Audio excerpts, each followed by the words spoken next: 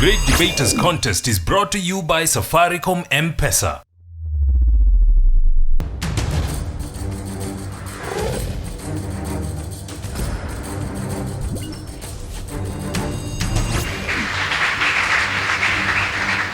Hamjambo watazamaji na karibu katika kipindi chetu cha mjadala. This is the Great Debaters Contest, Nairobi edition. I am Austin Nyambok. And I am Mariam Bishar. We have wonderful gentlemen on stage today. Lenana School goes versus Upperhill School, and they're asking whether poverty leads to terrorism.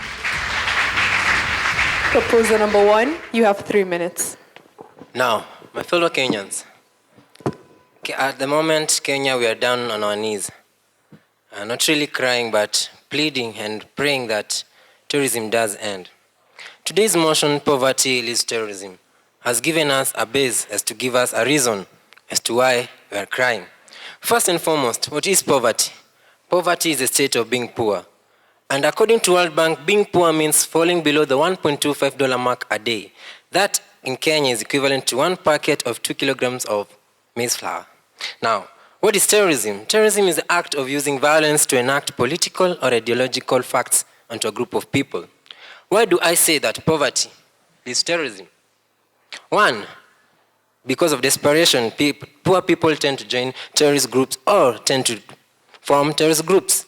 Now, we know poverty bites, and it bites very hard. It bites so much that you have to crawl in order to get that thing that you want to take you to prosperity. It bites so hard that actually that person who formed or that person who joined the terrorist group will do anything in his strength to get the money. I'll take a good example. Austin, where are you? Wherever you are, Austin. If, for example, you're very poor, then so poor that you are that you cannot even fend for your pregnant wife at home. So poor are you that you cannot tend for your mother, for your wife, for your children. Then I come knocking at your door and say, Austin, follow me. All I need for you to prepare is a landmine, just that, and I'll give you 50,000 shillings weekly. Now, you'll only have 2 options in that case. 1, it's a yes. 2, a yes. Another point, as to why I'm saying poverty leads terrorism, is because poor people are easy to convince. Not because they're weak, but because they lack a choice. You know, poverty drives a man beyond that point that is calling principles. And because they lack choice, which is the most perfect or the most powerful asset a human being has, if they lose choice, they can be easily swayed by any party. They follow the wind that smells like money. It is such that takes our youth, our learned youth, to join terrorist groups. Poverty, in this case, has led to terrorism. Another reason as to why I say poverty leads to terrorism is because statistics show that in every lethal terror group, there's always a community backing them up. And if you take a keener look at these communities, they're poor, but yet strong. How? That's ironical, right? But, you know, before they went into that community was poor. Now, when they come to these groups, they tell them to protect them, to give them intelligence information that will help them carry out their terror attacks. And because they are poor, they follow the suit. My dear friends, poverty has caused us to cry. Poverty leads to terrorism. Thank you.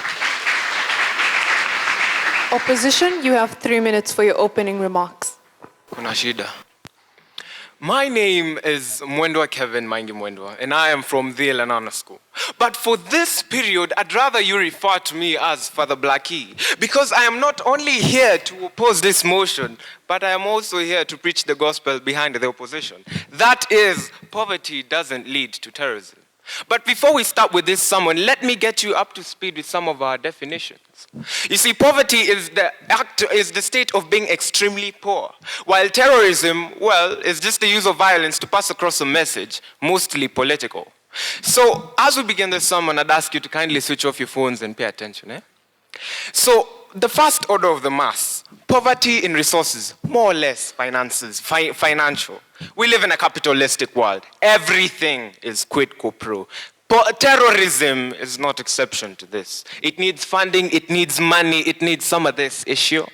So even to buy that machete, even to buy that kerosene needed to make a Molotov cocktail bomb, bwana. Even to buy that one, it needs money. And that's for the inexperienced Jama. There's a man out there who knows what he wants to do. He'll go buy that big bomb, that big gun that pumps a volley of bullets. And that will cost him an arm and a leg. Let's use a real life example. Yemen and Zimbabwe. Yemen is a country that has a lot of terroristic activities there. And Zimbabwe, well, it's just a country. But Zimbabwe is 11 times poorer than Yemen. How many of you have ever heard of a terrorist attack in Zimbabwe or any acts of terrorism? There are none. And the 11 times poorer, yani the poverty line is that low. And you still want to tell me that poverty leads to terrorism? It doesn't. Moving on to the second order of mass, poverty in education. You see, education does things to a man. It actually transforms his mind. Education does three things. It imparts knowledge, it gives wisdom, and it offers exposure. Basically, just it transforms your mind. For terrorism to be successful, you need a transformed mind. Because to work that gun, to make that bomb, to hide yourself in broad daylight, to hatch a master plan, you need a transformed mind. And poverty hinders this. Poverty in education hinders this. You need, a Greek philosopher, Aristotle, once said that the greatest poverty is the poverty of mind. The greatest poverty is the poverty of mind. So if there's no education, without that transformed mind, well, we live in a technological world. For you to beat those people, this intelligence, if you are a terrorist, you need to have that transformed mind. So ladies and gentlemen, as we come to a close of this sermon, I'd just like to tell you, go in peace. And as your spiritual debating leader, I'd like to tell you, walk in the light. Hold on, please. Walk in the light. Walk in the light. And that is, poverty doesn't lead to terrorism. Amen? Cross-examinations now. Proposers, you have 3 minutes. Wow, a very good sermon. But in your sermon, you quite left off some few loopholes. Now, as I stand here, I thank the Lord, being spiritual, that we have Englishmen. Thank you for the quiet quote. But the fault in your stars is the following. Take this fact. You've said terrorism requires funds. I do agree. The funds to make bombs, to make guns. Who make the bombs? Young minds. And if you really were very observant, that a recent article once showed that university students are on the payroll of the Al-Shabaab. For example, why do they need the money? They attract the youths. They attract these youths and they help train them to make these bombs and guns. Now, mind you, look at the youth. The youth who is poor. He doesn't have any source of income. And you might tell me that poverty does not lead to terrorism? Please, let's argue the logic, not prejudice. You gave the example of Zimbabwe and Yemen, quite frankly. But did you look at the other side? Somalia, northern Nigeria.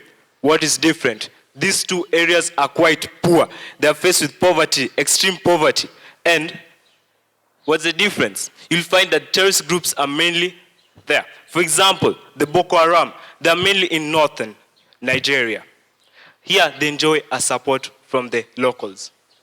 It's poor, but they're strong. Take an example to Egypt. Egypt, if you actually read the newspaper last week, they had an attack. The top prosecutor was killed. Yes, by what? An ISIS-related group in Egypt. They are Anasar Beles El Maquis, led by a cleric, and they're based in the Sinai Peninsula. This group is supported by a strong and poor, marginalized community, the Bedouin tribes. If they weren't poor, would you think that they could have come and let the terrorists stay with them? Nah. Also, I'd like to tell you this. You've said it needs an intellectual mind. Yes. These minds will make the bombs. But have you considered the person who will carry the bombs, the person who will hold the gun, that person who's going to face this group? For example, if you really thought when the Al-Shabaab attacked the Kwale, the Defense Forces base. Now, did you think about that young man who carried the gun? He's from Somalia, the last dependent of his family. He has nothing. Somebody comes to him. Hodi, join me. Fight terrorism. I'll pay you. You have no money. I will agree. Will you? Thank you. Opposition will hear your cross-examination now. You also have 3 minutes. Well, as Father Blackie has said, he has given you the preaching, and I, the choir master, Francis Wahome, is here to tell you more on what he has said. And I begin with the song. Kuna panya kubwa kwa jikoni inatumalizia nyama. For those of you who are not aware of that Kiswahili term, there is a big rat in the kitchen and it is eating all our meat. In this case, if you look at it from our perspective, which is panya kubwa is nothing more than terrorism itself. Jikoni yetu is our homeland. And poverty, well, as you have heard, it has no place in the song. Nyama, unfortunately, it is us human beings who are being fried by bombs. On to my first point. The first proposer did say political or ideological factors. Landmine to prepare, and he used Austin as an example. How did this person get to the level of understanding how to make a landmine? Education. He read, didn't he? But then the question is, how and where did he get the funds to read? All of us being high schoolers, I am so sure so many of us have been told by our parents, read hard so that you can get into a good university, because every single one of them knows how much. A school like Washington University in the US requires $72,000 US. If you translate to Kenya, that's roughly 7.2 million shillings a year for 4 years. And yet, if you go through statistics like the American Spectre, a very highly regarded information source, they do say that most of these terrorists have been to Ivy League schools. Again, the second presenter did say that our young minds and university students, and he did mention Nigeria and Somalia. If you go through the prospectus of Nigeria, they did say Nigeria is one of the top 5 economies in Africa. They have an oil rig that is bringing about 80% yes to the tycoons and 20% to the people. Just like in Kenya, when Uhuru did say that 60% of all of the products or the projects that will be done in Kenya will be coming back to the people. Did he forget to mention to you that Nigeria is almost defeating South Africa? And if that's poor, then I guess Kenya, we are even worse. To go on to my first point, I do say social beliefs. Malik Nadal Hassan, he is also known as the front shooter. He's a sniper that works for the Al-Qaeda. He did not shine shoes on the side of a road. He did not finish reading, but instead, do you know what he did? He's a person who went through and actually got a degree in psychiatrist. He's a psychiatrist. But yet, he decided to divert from his path and engage himself in such terrorist acts. Well, unfortunately, in the church, whenever you hear the bell ring, you are being called for prayers. I guess it's my exit. I will pray for you all that by the end of this, you will see the light, as the Father has said.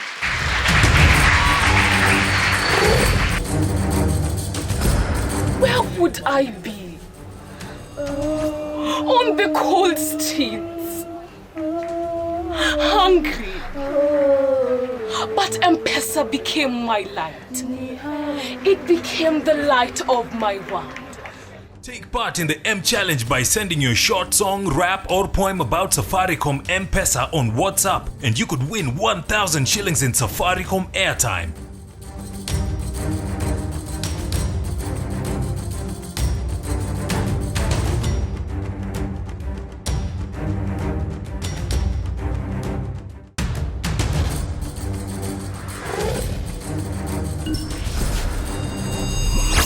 The proposition have been challenged to cite the source of the information they gave during their submissions. And of course, the opposition have been asked what factors lead to terrorism, if not poverty. Proposer number 3, you have 3 minutes. Well, thank you very much.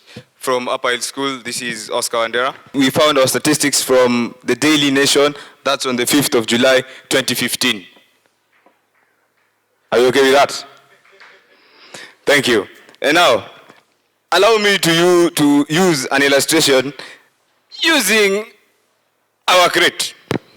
Now, the beautiful young lady from Starega Center desperately needed this crate so that she can be able to reach the microphone and also to be seen by the camera. Liken this young lady to a poor man with a 5-year-old son and a 3-year-old daughter starving at home, starving to death, to be precise. Now, liken this crate to the assistance coming from a leader of an extremist terrorist group offering food, education for this young man's family. Would you say no? Judge Major, as a father, would you let your 5-year-old son or your 3-year-old daughter to starve to death? It is out of love. It is not out of some misplaced hatred towards a certain person or towards a certain organization. No, it is love. It is love. Now, extreme poverty deprives someone or a person of his opportunities. It deprives someone of his choice. And lack of choice brings about desperation. Now, this young man will accept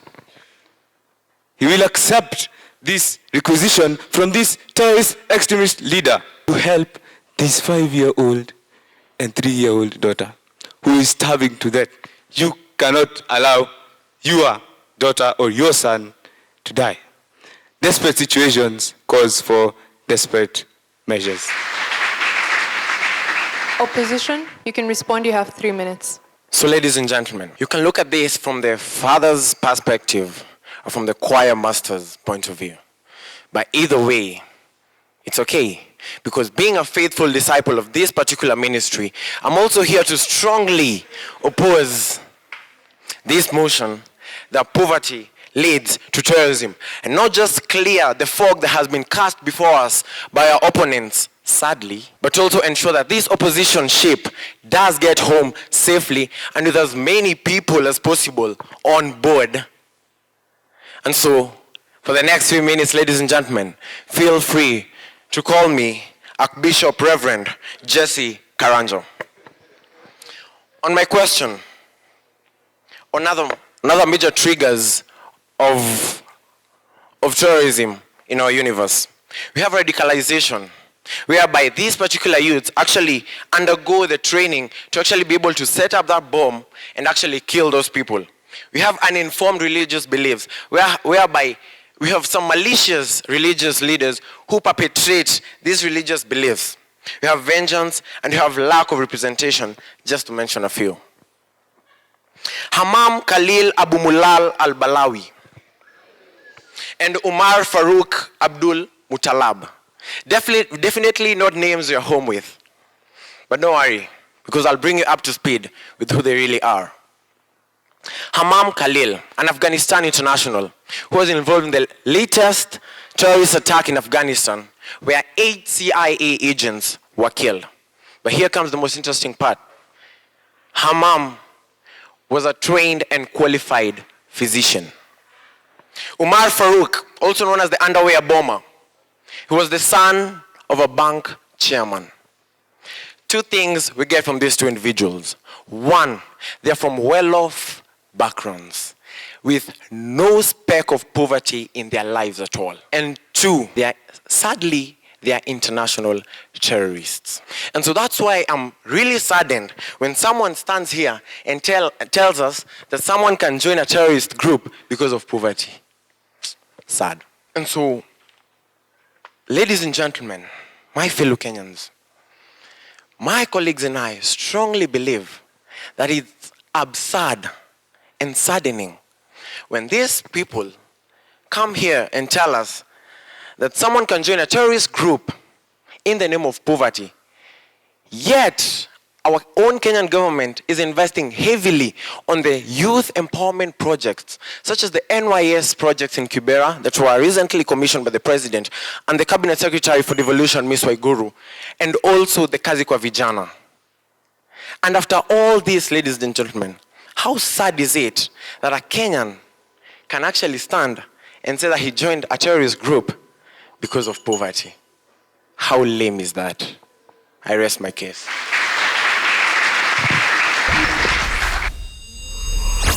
We'll hear closing statements now. Proposers, you have 1 minute. My name is Daniel Mulinge. I was made in heaven, packaged in Africa, and brought forth to the world to bring greatness. Now, we have a very funny church here. We have the father, we have the choir master, and we also have the follower. But mind you, terrorists do not mind which church you belong to. They do not mind who you are. They mind about their beloved at home. They mind about whom they've left back. They do not mind about you being the father that we love. They will take your life. We are not talking about Nigeria. We are talking about northern Nigeria. We are talking about Somalia. We are talking about 60% of the Kenyans falling below the $1.25 mark. That is enough to provide, wow, I don't want to say. That means that millions of Kenyans are in the risk of being lured into these groups. Poverty. It stings and hurts. Desperate.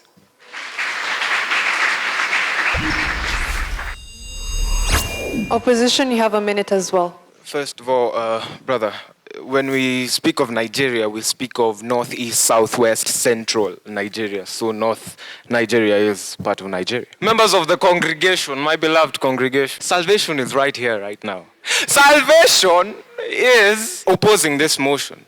Because proposing this motion is like illicit brew. It's like changa. It's just out to blind you. But I am here with the light. I am here to give you this light so you can see it. Like we said, there's no way poverty... Let me ask you a question. You said that because you're in poverty and you have a child, that you would resort to terrorism, right? Why are you in school then? Are you in school so that you can end up as a poor person living in poverty, so that a terrorist can walk up to you on your door, knock like, hey, I need you to go bomb some people for me, and then I'll pay you $1 million. If it's in that case, then let us all stay at home. Let us all, because there's no point of going to school and getting education and trying to get a job. Let's all stay at home and wait for terrorists to come to us and tell us to go bomb each other. Thank you. Kevin, a very good beginning. And one of the things that I really admire in you is the fact that you're able to draw audience attention. What you did, at least for me, was I stopped writing and I was just listening to you, which is good. I mean, you can get away with murder, with that kind of approach. So very good strategy to get the audience's attention. I know that, some of us might differ with regards to the kind of language that you use, but I would let it go, because the kind of audience that you're seeking to reach is your generation. However, don't overdo it, because there are also other secondary audiences who are watching the show. But overall, very good.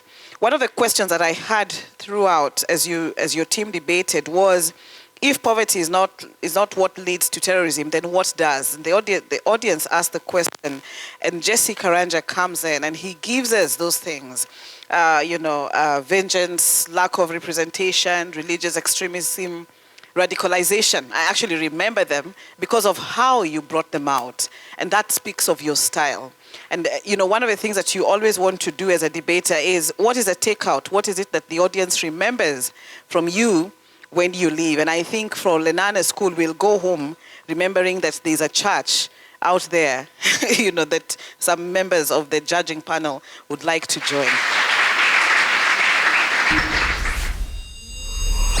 I think at the end of the debate, I still have a question. And my question is, does poverty really lead to terrorism?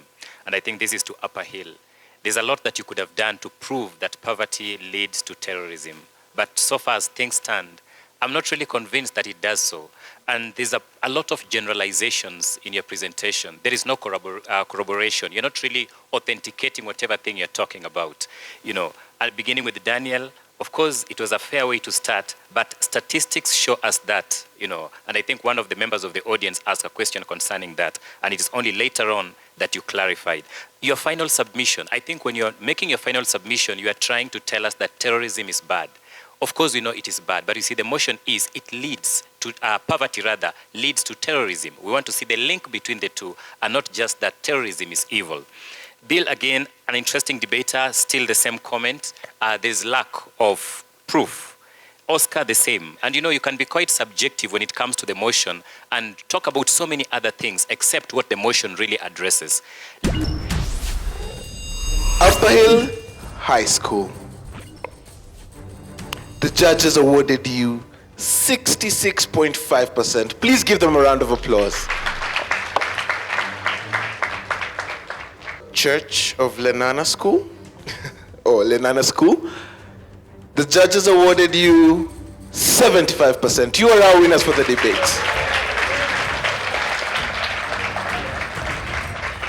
Congratulations to Lenana School, and of course Upperhill School put up a spirited fight. We hope you've all seen the light.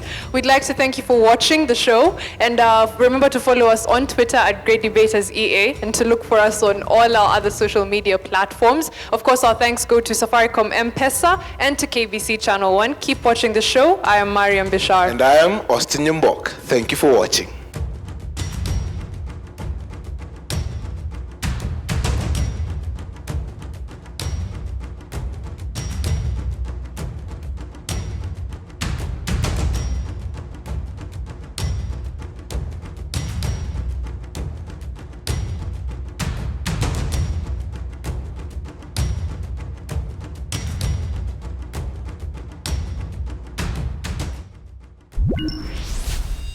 The Great Debaters Contest was brought to you by Safaricom M-Pesa.